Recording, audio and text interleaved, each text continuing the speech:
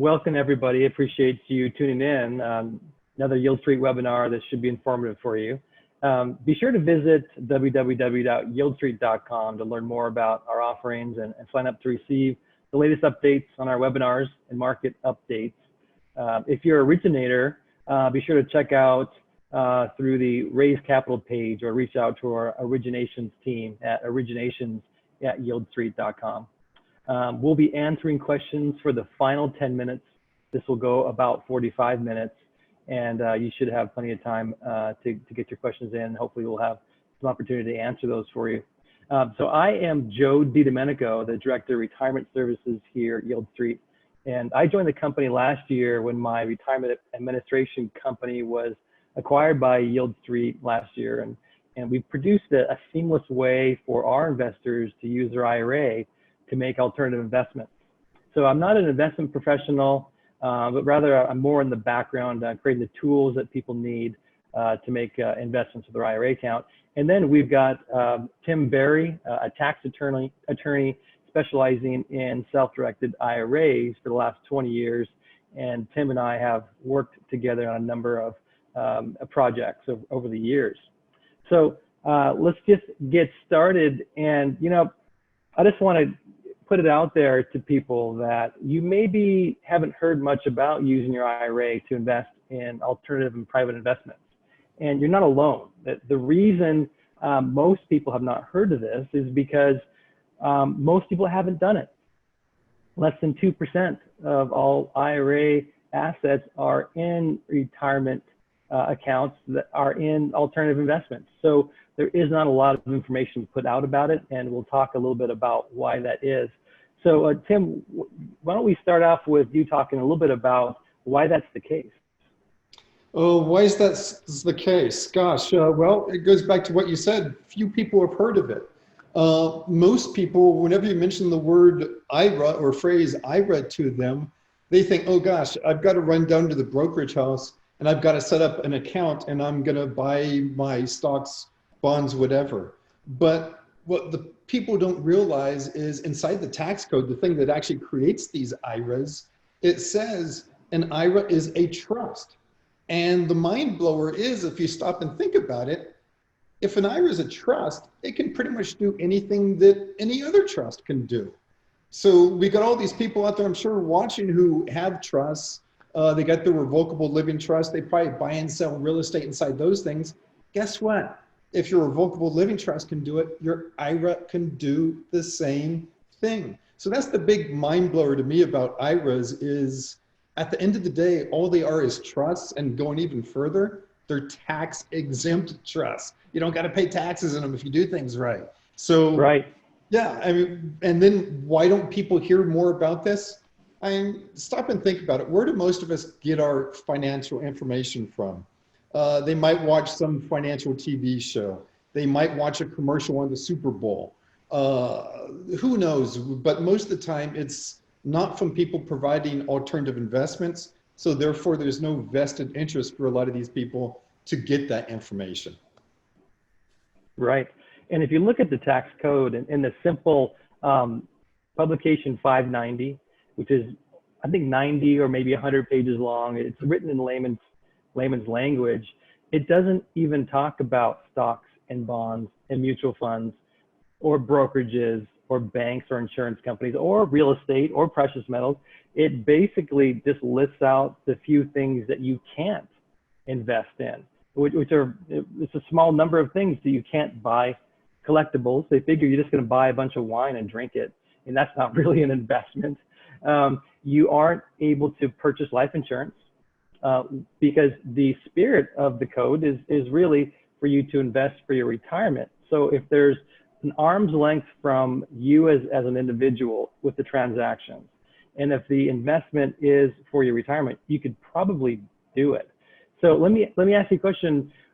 With retirement plans that invest in alternative investments, why do people end up reaching out to somebody like you for their IRA and private investments? And before you answer, let me just say that all of the investments that you can purchase with your IRA at Yieldstreet are permissible, allowed investments. So people who are just going to Yieldstreet and open up an IRA and buying Yieldstreet investments that are alternative we don't need an attorney. We don't need to scrub that for permissibility. But what happens that people need to reach out to you?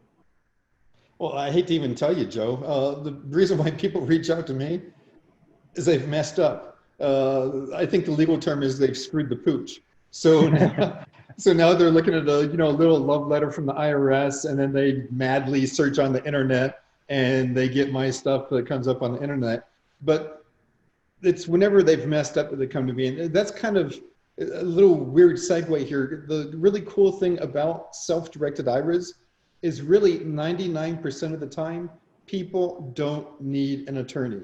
I mean, that's why I'm starving. That's why I can't afford a sport coat or a suit today. 99% of the time, people don't need an attorney. It's very simple. It's very easy. You guys have made it very seamless. So most of the time, attorney isn't needed. It's just whenever they do something wrong is whenever my phone rings and I'm able to start sending out the invoices. Right. There has not really been an easy solution for people up until just recently with Yieldstreet's new release of our IRA account. And I'll just talk about that for just a minute. Our program allows you to utilize the ACAT system. And we're the first company of our type to do this. The ACAT system is a system set up by the Depository Trust Company that all the banks, insurance companies, brokerage firms, they use to transfer IRA accounts and taxable brokerage accounts back and forth. It just takes a few days, and it's electronic, and it's very accurate. There is an entire self-directed IRA industry out there. You've worked with a lot of these custodians. Describe the trust company situation out there that's there today. I don't know if I'm allowed to use that language, Joe. Well, it's a big mess right now, quite honestly. Because what you have is you have the big wirehouses who most people go to for their IRAs. And then you have various other trust companies. And those trust companies, typically, they're not charging any commission on investments or what have you. They just charge their annual fees. And you set up your account with them, and that's now self-directed. But then if you want to make an investment, you got to fill out their paperwork, jump through their hurdles, go through their compliance office, and one compliance office might say yes, another one might say no. So it's really weird with all the different custodians out there and their different requirements. And other thing is they might have a delay. Let's say you want to do a deal fast. They might have a delay of a week, 2 weeks of some deal, so you may not get into it of gaining access to your own money that way. So that's why, not to kiss up to you too much, Joe, that's the great thing you guys got is it's a seamless system. You give them checkbook control, don't you? That's right. They get direct checkbook control in that you can use your IRA at Yieldstreet to log on to Yieldstreet. You put in your account number of your Merrill or Fidelity account, and then you put in the dollar amount you like transferred. And we go in through the ACAT system and we collect the funds direct custodian to custodian. So these are non-taxable events, non-reportable events as well. And we pull the money in a few days. The old way, even when Yieldstreet first purchased WealthFlex back last November, we weren't part of the ACAT system yet. So WealthFlex was doing a system much like the organizations that you have worked with in the past, where an LLC is created or a trust is created. A trust company custodian will help you transfer in non-ACATs. These are paper forms. Some of them literally faxed in to the non-ACAT department of a brokerage or bank, and then collect the funds. And a few weeks later, you're ready to open up a bank account. At WealthFlex, what we did is we had people go down to a Wells Fargo branch, open up a bank account for their trust we set up for them. And then we would have the outside trust company collect the money from the old custodian, a losing custodian, and transfer it in the bank account, and we give you literally checkbook control. What we do now is that the funds go into the account direct from the losing custodian into a bank account that we have already set up for you on our system. So just a few days later, the cash is there. Now you can only purchase Yieldstreet investments right now. We're looking to down the road possibly change that. But tell me a little bit about some of the things that you've seen people purchase with their IRA accounts when they have direct checkbook control like that. Gosh, I've seen the whole gamut of what people have purchased. We've got people, an old-time favorite's real estate. A lot of people are purchasing real estate. A lot of people are doing hard money loans where their retirement plan will make a loan over to someone else to purchase the real estate. A lot of time they're just knocking that out of the ballpark. Other time people do tax lien certificates. There's just a whole host of investments. And I got to tell you, another cool thing of the so-called checkbook control IRA is that the custodian doesn't know exactly what you're doing. And I don't say this to sound shifty or anything. It's just that some of the custodians go overboard. I mean, stop and think about it. An attorney going overboard, you know, they're running the compliance departments. Right, But yeah. we've literally had situations where a compliance department has told a client, hey, you don't have a checkbook IRA. We know exactly what you're doing, and we believe that you've done something wrong. So we're going to tell the IRS to treat your entire IRA of 500,000, 600,000 as fully taxable. And they're thinking, what? We did nothing wrong. Holy smokes. Yeah, but now the custodian takes it upon themselves to do that. So in my opinion, once again, we're not advocating anything shady or whatever, but I don't want somebody trying to tell me what I am or am not doing is wrong, and then without my permission running off and telling the IRS to hit me with a tax bill of a few $100,000. You can help people get out of that mess though, can't you? Oh yeah, we help them get out of it, because then we just explain to the custodian why that was done, what was the rationale, et cetera, so forth.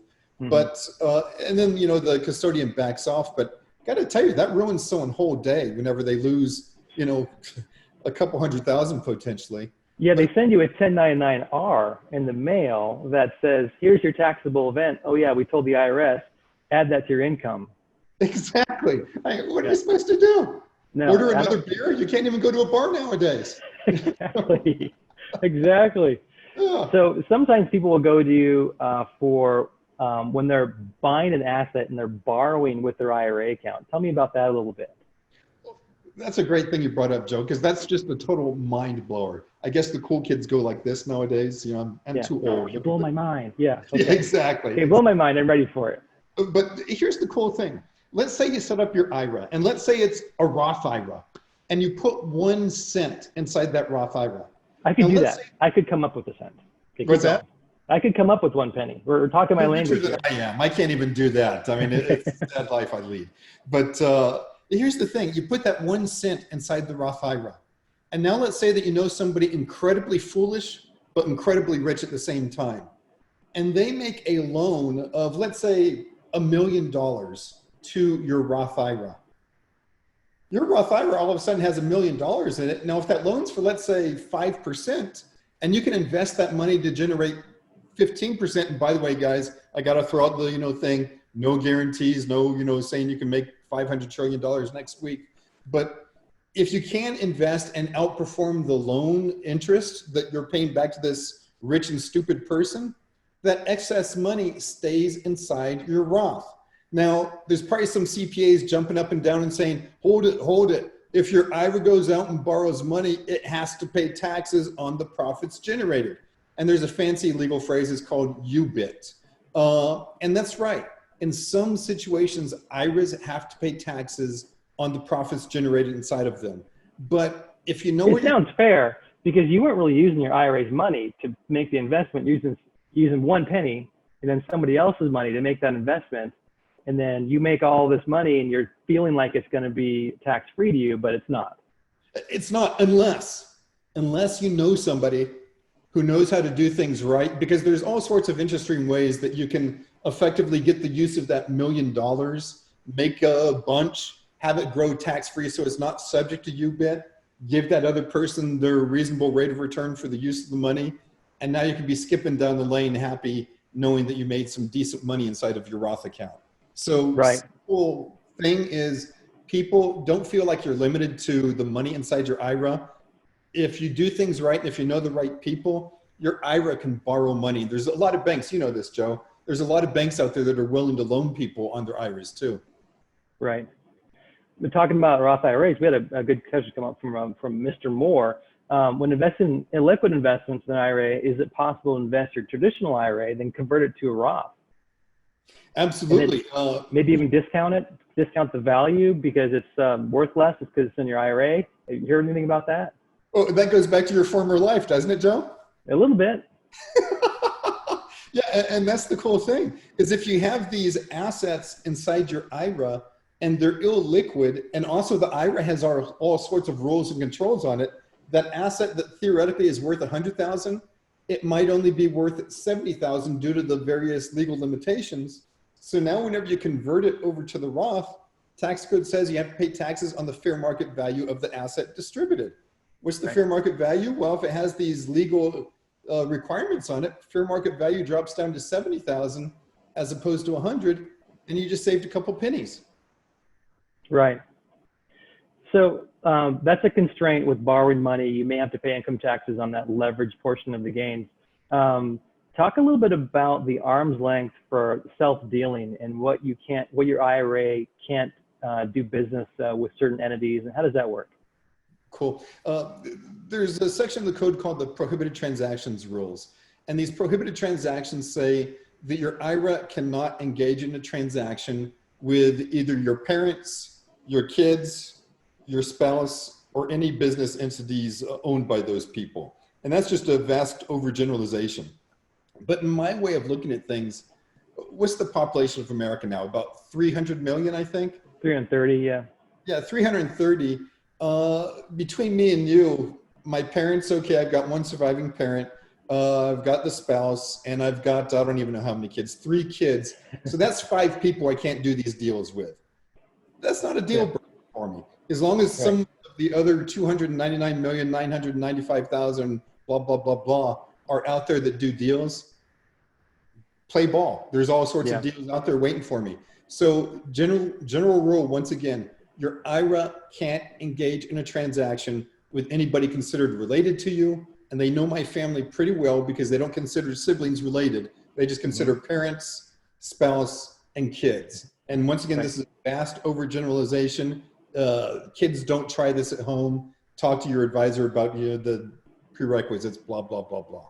And to add a little color on why siblings are okay and cousins are okay. It's the lateral part that the government doesn't mind the deals between lateral family. What they're concerned about is assets being passed down from generation to generation and not having to pay the unified gift tax or having to pay estate taxes on death. The easiest people to tax are dead people. So they can't have all those assets leave the estate by dad having a building in his IRA with $1 million, and then the son purchases that building for $100. Instead of having to police those transactions, they just say, well, you can't work with lineal ascendants and lineal descendants, but lateral wise, we're going to allow it, because then those people, your brother's going to have the same problem. They've got an asset there, it's got to transfer down, and they feel they're going to get their money one day. Yeah, no, exactly. And then I noticed that with rental properties, sometimes people will buy a rental property and they want to rent it out to their parents or rent that house out to their kids, and that's going to be off limits too, right? Yeah, they can't engage in any transaction with anyone related to them. So if they rent out that property to the parents, well, that's considered a transaction. They get in trouble. The IRA is considered fully distributed. It's a disaster. Now, here's the thing, Joe. I've had some very intelligent clients, and I had this one guy. He put his rental property inside of an LLC owned by his IRA. And then what he did is he distributed that property out of he distributed the LLC out of his IRA. And then it was a little beach condo. They enjoyed it, had, fun in the sun for 59 days. And then on the 60th day, they put that LLC right back into the IRA. So they did something called a rollover transaction. And so during those 60 days, they were able to use that property because it wasn't owned by the IRA. And then before the end of 60 days, they threw it back in there. And but you get one of those a year, right? You can do one of those a year, but here's the cool thing now with this COVID stuff going on, theoretically, those people could use that beach condo for a 3-year time period. So there's all sorts of interesting stuff you can do under the tax code with IRA accounts. Right. So we probably have some viewers right now that are watching this and analyzing and thinking about alternative investments in their IRA for the very first time. And it probably is blowing their mind of all the things that are eligible for you to do within your IRA. let's think about for a minute the large endowments that have billions of dollars in it. When you look at how much is invested in alternatives versus direct investments as compared to marketable securities, stocks, bonds, and managed portfolios, it's more than half is in private stuff. And why are we not seeing that with individuals? Well, once again, where do people get their information? They're not getting their information from people like you, Joe. They're not getting it from Yieldstreet. Most of them aren't, at least. The vast majority, they probably get their information from their coworkers over the water fountain or at a barbecue, and they're just not aware of this. And let me have even more fun here. Let's go back to the presidential election. I think it was 2 cycles back. Good old Romney, Mitt Romney. Yeah. What was the big thing with him and his IRA? Supposedly he had $100 million plus Roth account. The government back in 2014, they issued a full report saying exactly how people can invest their IRA in founder stock.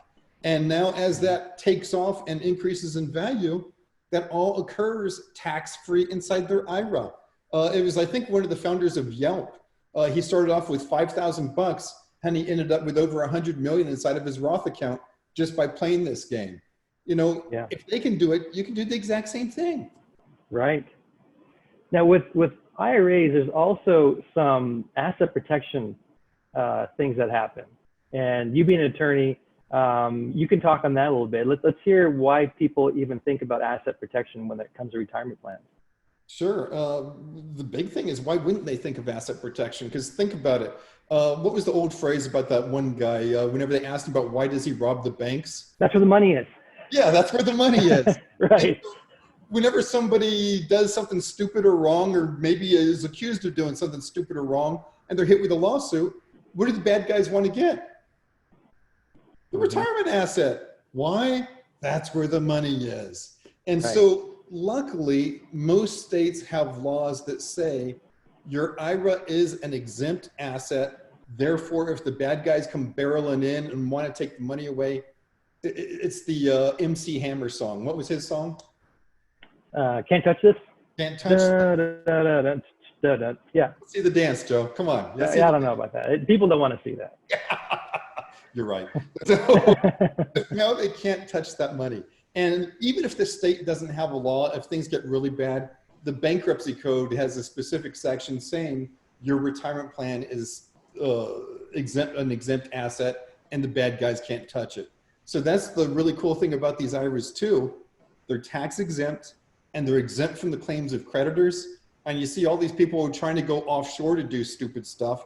And I'm thinking, why even go offshore whenever right here domestically, we've got this really cool thing called an IRA that's tax exempt and isn't subject to taxes and isn't subject to claims of creditors. It's a wonderful thing. It is wonderful. Yeah. So tell me more about the people that you've seen lending out of their IRA account. What kind of things are they lending? How are they lending? How are they writing it up? What are the requirements to record documents and that type of thing?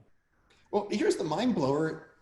There's really not any requirements. You're allowed, if you have that checkbook control, you can go out there. Now, don't get me wrong. It should be a nice, safe, collateralized loan, and you should have a promissory note, you know, the deed of trust, all that other good stuff, but it's not required by law. What do I see most people doing? Most people are doing the real estate. Well, they'll make a loan and it's collateralized by someone's real estate. So there's a promissory note and there's a deed of trust. They file at the county recorder's office. Now, if the person doesn't pay the money, the IRA comes in and takes away the property. So we see those, we see stuff all over the place, pretty creative too. We got one group of people who loans money to people who can't afford to make contributions to their 401k, and yet the employer matches it 100%. So this person's getting 100% guaranteed return on their money. So the IRA is making a loan and charging a nice little kicker of interest, but this person over here, the one who borrowed it, doesn't care because they're making 100% on their money already. So there's just so many cool, creative things that you can do with your IRAs and loans and investments. Right. Well, at Yieldstreet, all of the requirements are pre-scrubbed. So anything that anybody purchases in their IRA at Yieldstreet already is an allowed investment. So people don't need to worry about that when it comes to making a investment in a collateralized loan like we have here at Yieldstreet. But if they were to go outside of that and make other things, they make other loans, it looks like they've got some things to worry about. Well, yeah, and quite honestly, that's what a number of the phone calls back over to me are. Just today, I've got somebody just sent me an email saying they bought some property and they put the wrong name on title. So they got a challenge there. With you guys going through Yieldstreet, you guys handle all of that, is taken care of. So if the person's not so meticulous on their record keeping and keeping title on things, they don't have to worry about that. Right. No, I've heard some about precious metals and people buying actual real metal. Have you seen that with any of your clients? Oh, good gosh. You just had to bring that up, didn't you, Joe? This is going to start World War III. Yeah, some precious metals are allowed to be purchased by your retirement plan. There's certain categories of precious metals, and American Eagle coins are allowed to be purchased by the retirement plan.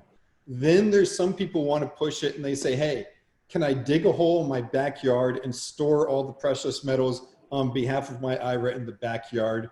And that's whenever I say, call up Joe, he'll answer that question. I don't think they can. The custodian needs to hold the physical metal. Yeah, they need to have a custodian holding that stuff. So, but can they purchase some precious metals? Answer is absolutely yes, they can. But once you get into the precious metals, just be very careful about it, because if you buy the wrong stuff, it's considered a distribution of the assets that you put into those precious metals. Right.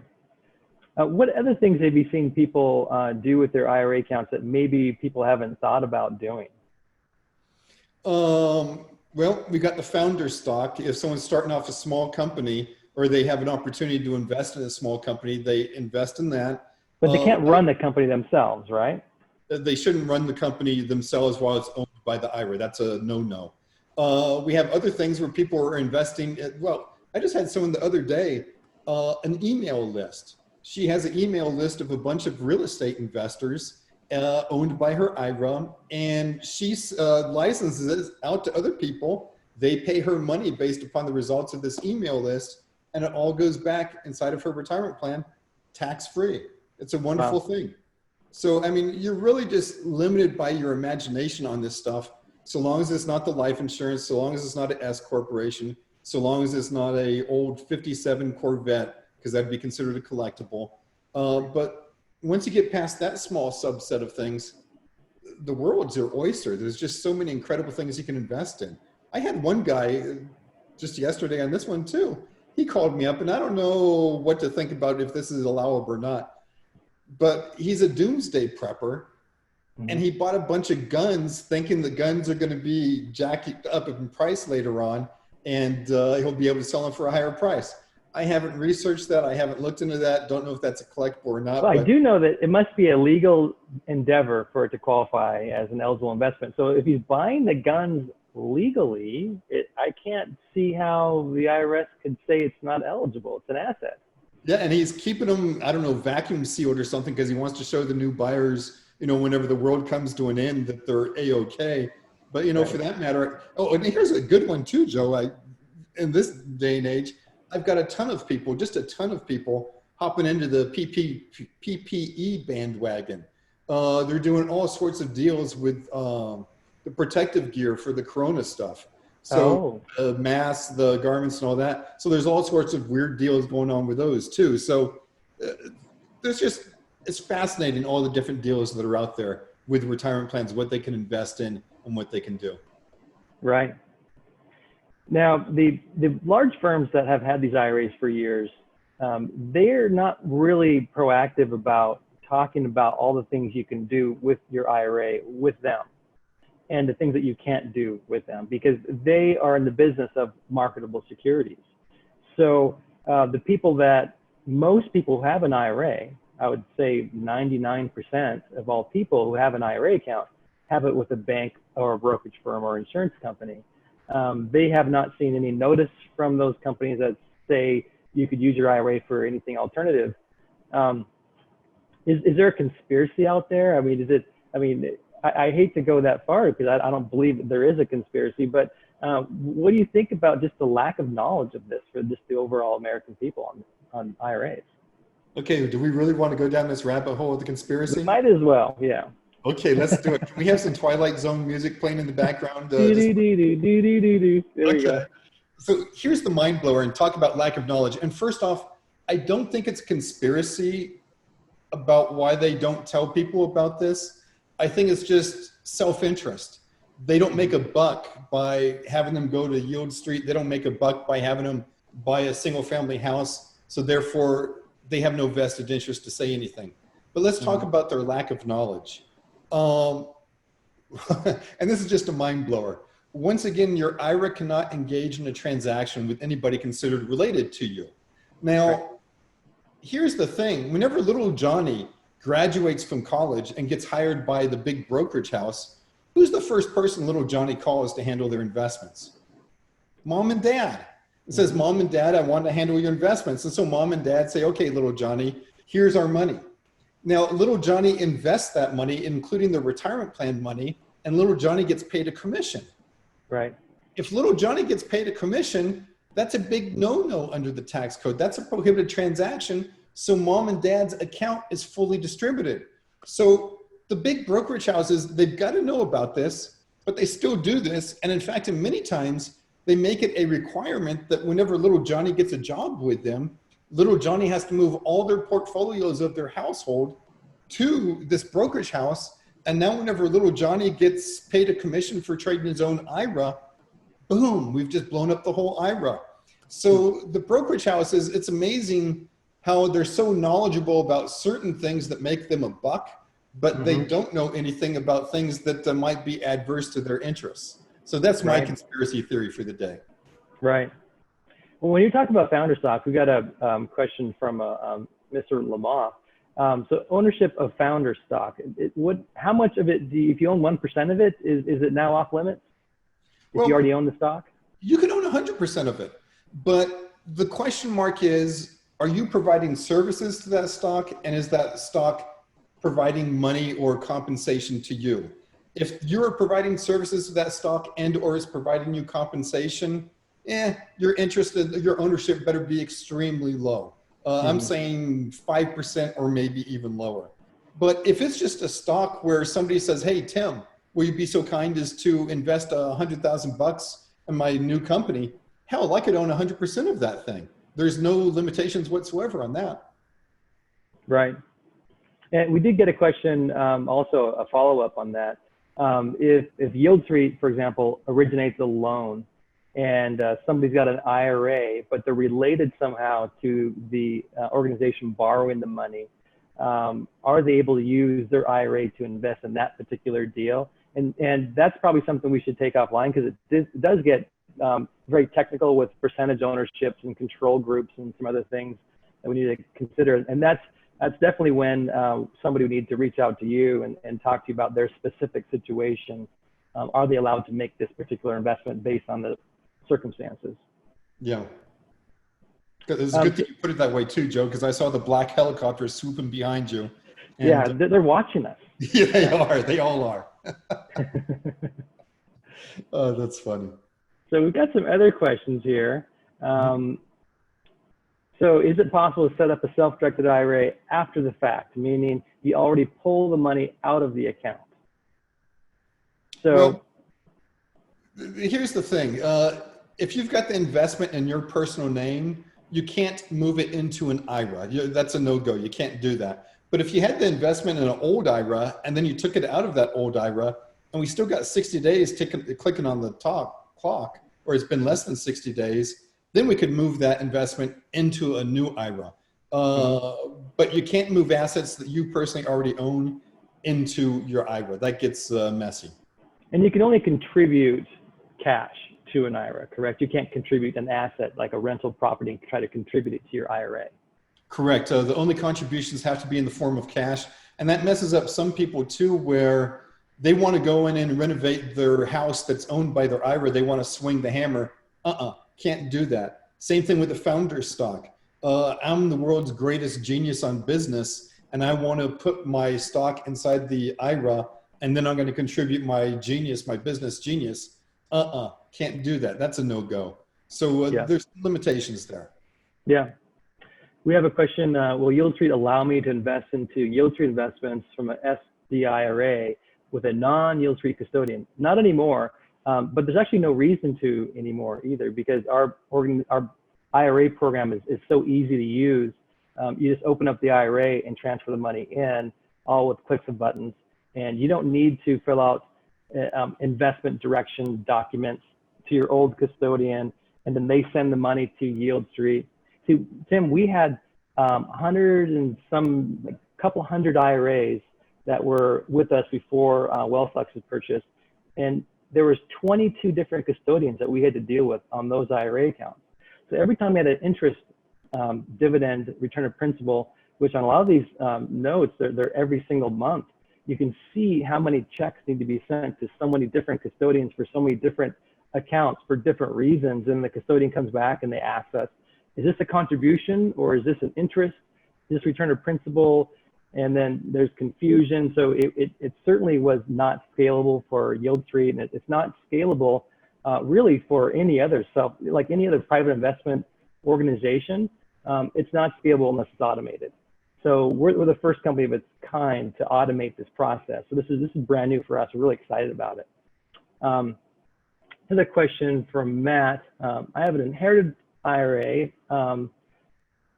It's at Merrill Lynch. Can I use those funds to invest in alternative investments or at Yieldstreet?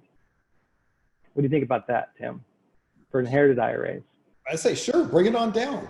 And that's the cool thing too about the IRAs. And I'll tell you, there's going to be a big thud pretty soon with estate planning and IRAs. There's a lot of money inside IRAs, and there's a lot of attorneys who don't have a clue in hell about how to treat the money inside IRAs. And so they're doing some really stupid stuff, and it's going to end up costing people a lot of money. But there's all sorts of, and especially with some new tax code changes that wiped out the stretch IRAs. But there's some new ways that parents or the people who are going to be moving the money down can structure their estate to get the money down to the kids and save a ton of taxes. So those of you who are about to inherit IRAs, make sure your parents do the proper estate planning for those IRA accounts, because it's going to save you a fortune.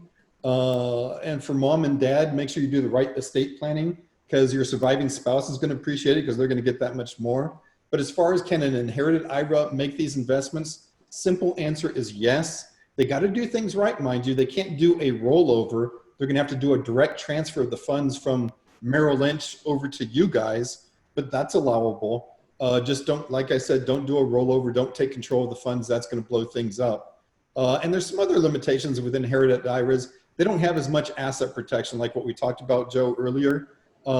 Supreme Court came out with a decision saying inherited IRAs don't meet a certain definition in the bankruptcy code. Now, certain states have changed their definition to be compliant with inherited IRAs, but they don't have as much protection, but there's ways to get around that too. But I'm rambling too much. I charge by the word as an attorney. Can an inherited IRA make these investments? Yes. Okay. We got another question. Isn't art considered a collectible? If that's the case, would we not be able to use our IRA to invest in the artwork portfolio? Our notes are lending on assets. So we will lend in a group to a group of assets, and what Yieldstreet's investments are the actual loan backed by those assets. So that is different than actually buying a piece of art in your IRA and holding it, because it's true, that is a collectible and it's not allowed in your IRA, but you are able to lend money on an art portfolio. Another question came in here. How long does it take and what does it cost to open up a Yieldstreet IRA? So it takes less than 10 days to transfer funds in from a custodian that is eligible to participate in ACATs.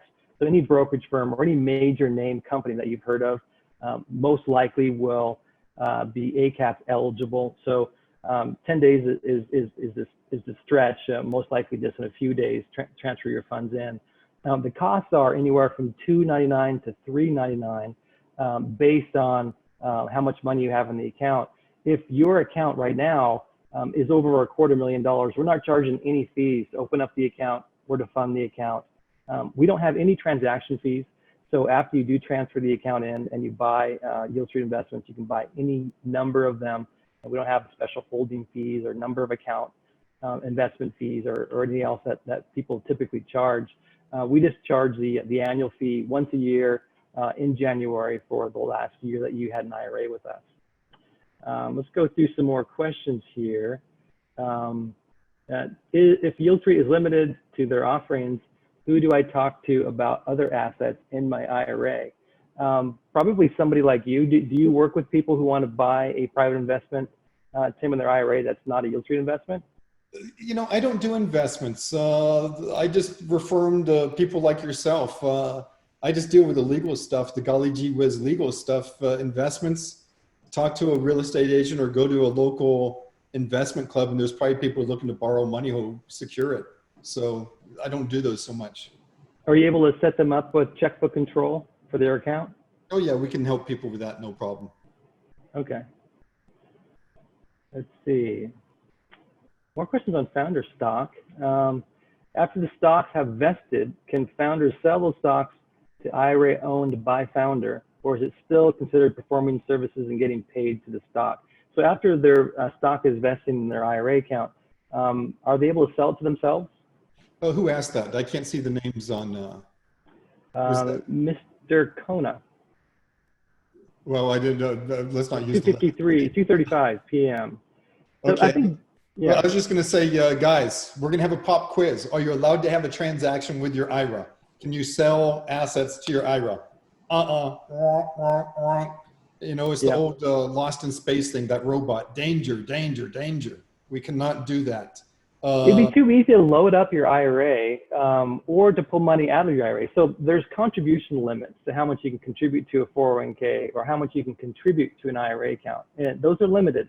So the whole spirit of the legislation of retirement plans is to help everyday Americans to save for retirement. It's not really there for billionaires to pump $100 million in a single year into a tax-deferred account. That's not really what they're looking to do. Mitt Romney was able to do that. Mostly, he had a company stock that he had purchased within his retirement plan, and that grew up to something very big. And he's just very, very unique. That's unusual to see somebody with a $100 million Roth IRA. It doesn't happen very often at all. He might be the only one, actually. But you're allowed to put in $6,500 into your IRA, or $7,000 now with a catch-up provision, right? Is that the right amount, Tim, for the 2020 over the 50 years old contribution limit? I believe it's 7,000. After that, you can't contribute more. But if you were able to have your IRA purchase an asset you already own that's worth $10,000, then you would just have your IRA take $100, purchase a $10,000 asset that you already own outside of your IRA. Now it's like you just contributed $9,500 to your IRA account. So instead of having to police those transactions of the fairness of the pricing, there's just no self-dealing at all. Another question, can I transfer my IRA to Yieldstreet and at that time invest in what Yieldstreet is offering? Then does that money just go back in my IRA? And does it matter if it's traditional IRA?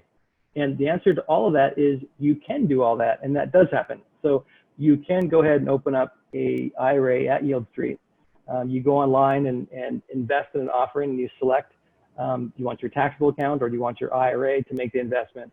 And the funds come out of that IRA automatically, and then we will pay interest and return the principal back into that bank account within the IRA, and then you can invest it again. And it could be traditional IRA or it can be Roth IRA. So that is the answer to that.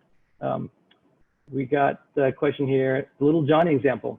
It's because he gets commission, parents' IRA will blow up.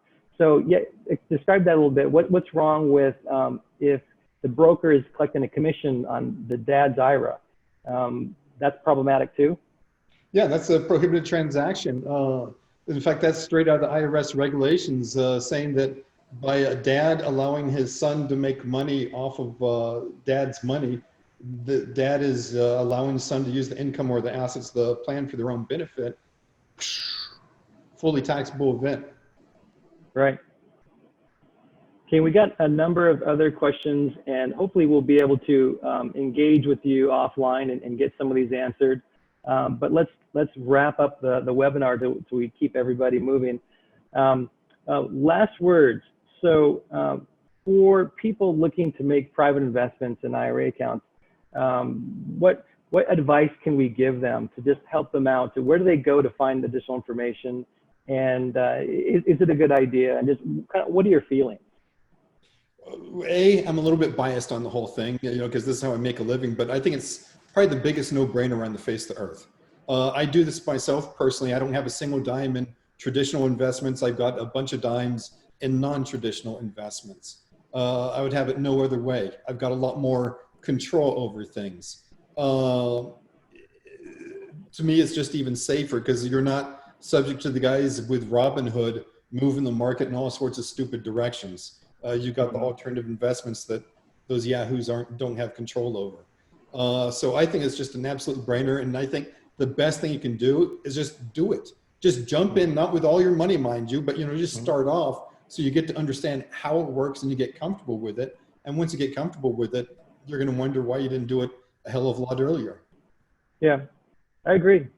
Okay, so let's just wrap it up and visit Yieldstreet.com to learn more about our offerings and come to realize your next level with us. So if you're an originator looking to borrow money, be sure to click on Raise Capital page or reach out to Originations team at originations@Yieldstreet.com. And stay tuned as we release content on a regular basis. Tim, I really appreciate you doing this webinar with us. It's very informative. And stay safe and be healthy. Thanks, Joe. Take care. Thanks. Bye-bye.